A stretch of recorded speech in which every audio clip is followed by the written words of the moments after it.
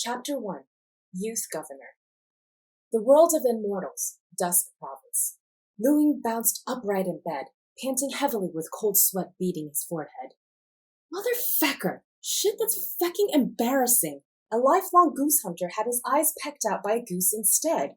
Why the hell was there a layout for certain death in a Han Dynasty civilian tomb? What kind of asshole, hairy-nosed, hateful hack sets up something so foul? Wait, I'm not dead?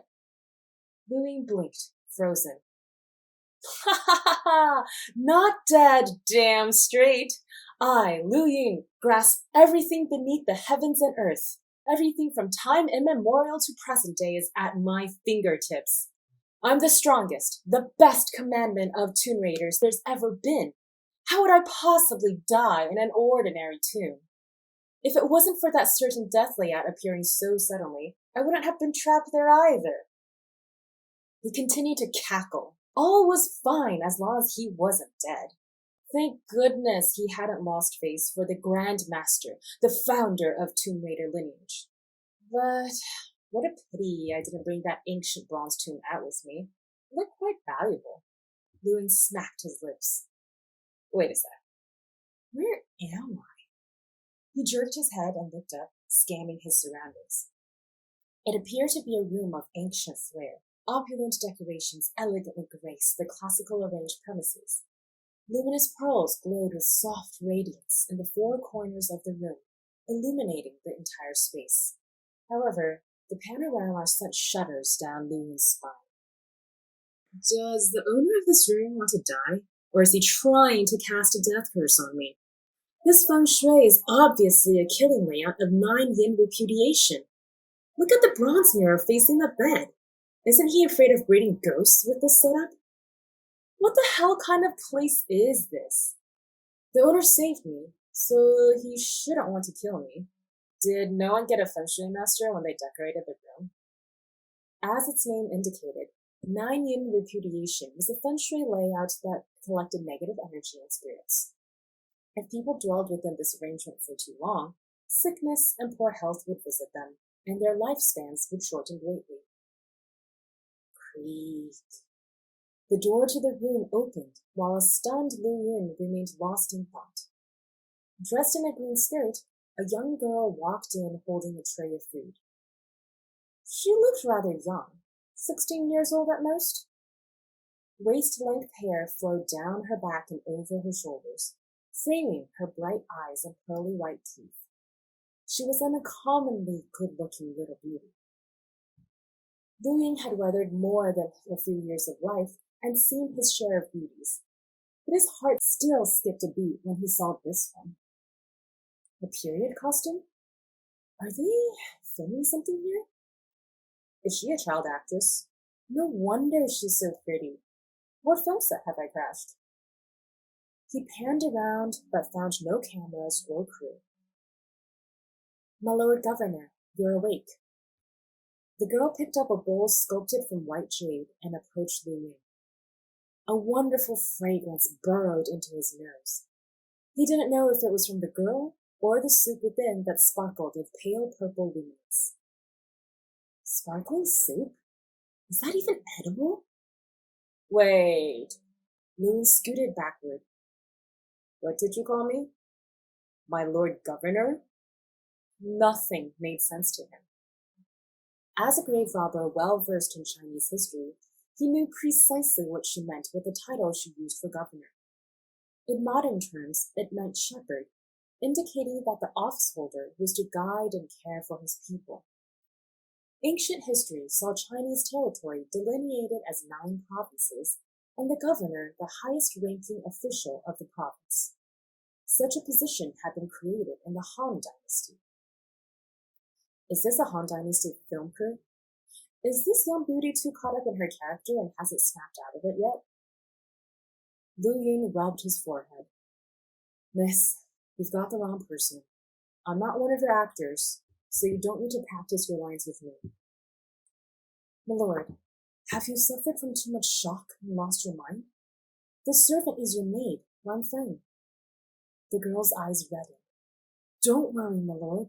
I will follow you even when you're not the governor. I'll keep you safe. Lu Yun didn't know what to do with such a reaction. Where am I? He turned around, thinking he should find some normal people to talk to. This is Dusk City. Where's Dusk City? There didn't seem to be such a place in China. Dusk City is in Dusk Province, of course. And where's Dusk Province? In Nephrite Major. What's Nephrite Major? Lu Yun was completely lost. Nephrite Major is part of the 9 majors, 10 lands, and 4 seas of the Immortal world, of course. Thump! Lu Yun's eyes rolled up in his head as he collapsed back onto the bed. Crazy! She's completely crazy! Such a charmingly pretty little girl was a complete lunatic. Guanfeng's mouth twisted and she almost burst into tears. The Lord had finally awoken, but he'd fainted dead away again. She placed the bowl of sparkling soup onto the bedside table and quietly backed out of the room. After an unknown period of time, Lu Yun awoke again. Did that crazy girl leave yet? Rubbing his forehead, he glimpsed the bowl of purple soup next to his bed. I am a bit hungry. After a moment's hesitation, he picked up the bowl of strange soup and gulped it down. It's not poisoned. A burp and a sigh later, a warm current circulated throughout his body. Some strength gradually returned to his limp, listless form. This film crew's some kind of rich, huh? This bowl's gotta be worth a few million, but they're using it as a prop. Nuts. Out of professional habit, Lu Yun tucked the bowl away into his clothes. They even put me in an ancient costume and shoved a wig on me.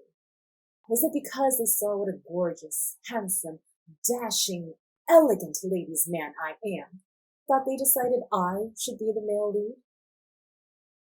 Lu Yun clambered down from the bed and struck a leisurely pose.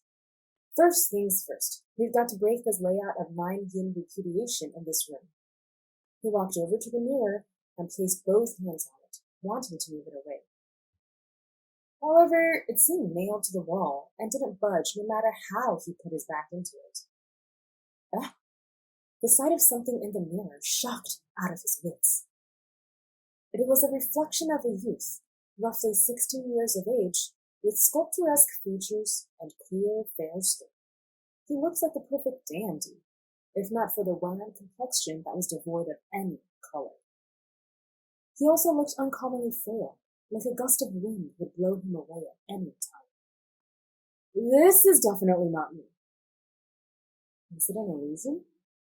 Lu Yun raised his hand, a motion mirrored by the handsome fellow in the mirror. Shook his head, once more copied by the young man in the mirror. Thump! Lu Yun crashed to the floor again. Bloody hell! That's not me at all. What the freaking hell is going on? Completely flabbergasted, his mind raced furiously through his shock. He carefully recounted the events that had occurred 1 second prior to him falling comatose.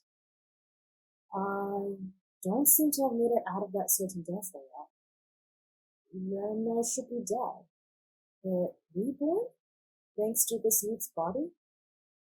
He could recall the agony of despair at the moment of his death. Then, did that girl speak the truth? Is this a world of immortals? And the young man who I've come back to life in is really some kind of governor? Immortal world, world of immortals. So that means I'm an immortal? Lu Yun's eyes gleamed, and he flung himself into the air, imitating a carp leaping out of water. Crack! He fell, having thrown his back out. Lu Yun lay dumbly on the floor, unable to move a finger. What the hell kind of immortal was he? What's happened to you, my lord? Guanfeng re-entered the room and quickly helped the petrified Lu Yun up. I threw my back out. He held his waist up. I, a right and proper celestial being, threw my back out. Threw your back out? Weinfern blinked, her expression dimming. You're joking, my lord. If you really are a god, why would His Majesty the Celestial Emperor want to depose you? She helped Luwing to the bed as she spoke. Afterward, a small dot of green splendor appeared at her fingertip. She gently stroked Luwing's waist, sending a cool current into it and dissolving that ridiculously painful ache. She's a fairy. This unbearably beautiful chick is totally a fairy. Am I not an immortal? Luwing sat up again in his hurry to seek answers. My lord, you're not even a cultivator, much less an immortal. Weinfern sighed with resignation. Because you're not a cultivator, His Majesty decreed that if you still can't walk the immortal Tao after 6 months, you will be removed from the position of governor. Cultivator? It was Luwing's turn to pause, but didn't continue his line of questioning. He was no fool. Continuing that particular train of thought would very possibly mean exposing himself. The little beauty in front of him, named Weinfern, may be delightfully charming and look very biddable, but who knew what would happen if she learned that he was a foreign soul in her master's body? The host's death was the reason for his second chance at life. Don't worry, my lord. This servant will still remain by your side even if you're not the governor. I am in the core realm and can deploy combat arts. Even if I can't fight off those people, there's no problem in escaping with you. Weinfern brimmed with confidence. It looks like I have quite a few enemies. Luwing laughed wryly. The maid fell silent as well.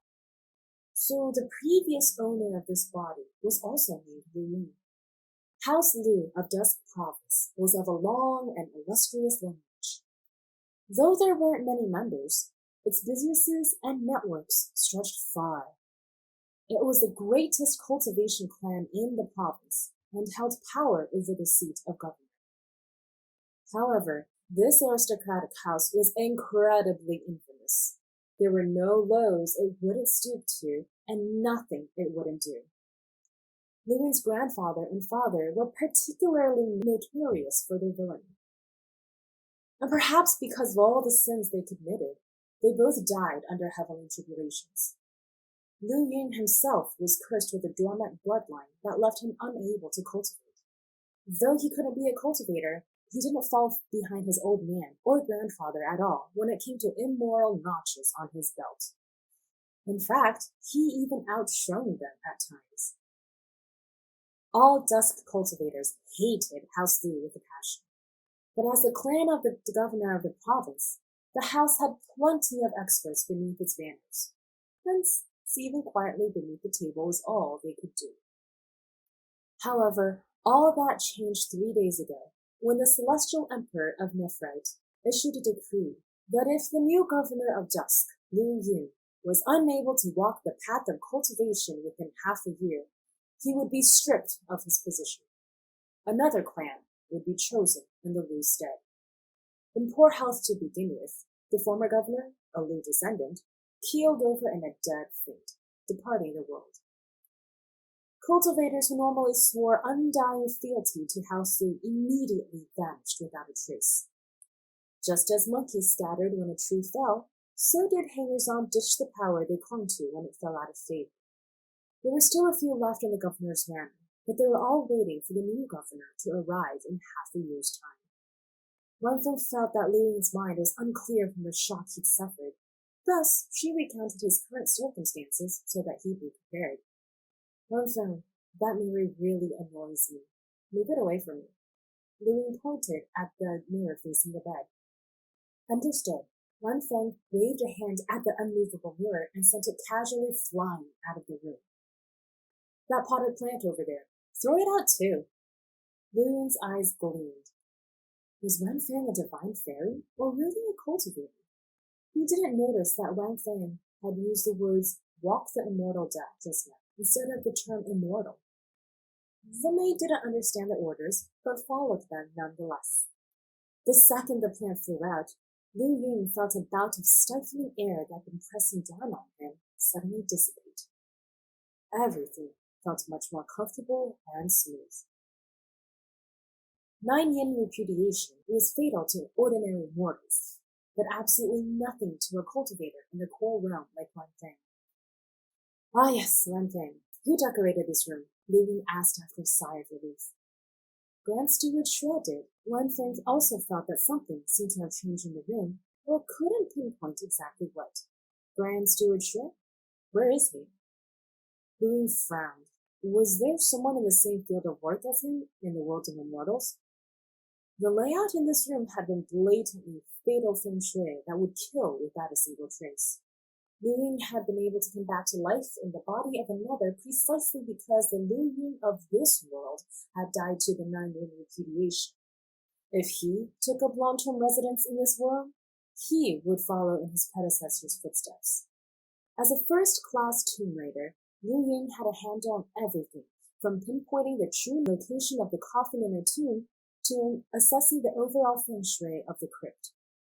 The formation of the governor's manor needs maintenance, so the Grand Steward went out a few days ago to purchase the foundation stones for the formation. Formation? Lu Ying blinked. That's right. Steward Shred is a formation master. There's a defensive one in your room. The Grand Steward specially set it up because you have many enemies. Lu Ying rubbed his forehead. Formations of the immortal world? Feng shui layouts? Help me up for a look. He took a deep breath in, still feeling a bit weak. All right. Lan Feng reached out with a pair of fair, tender hands to help her master up. When Lu Ying felt her soft, pliable body, his heart lurched.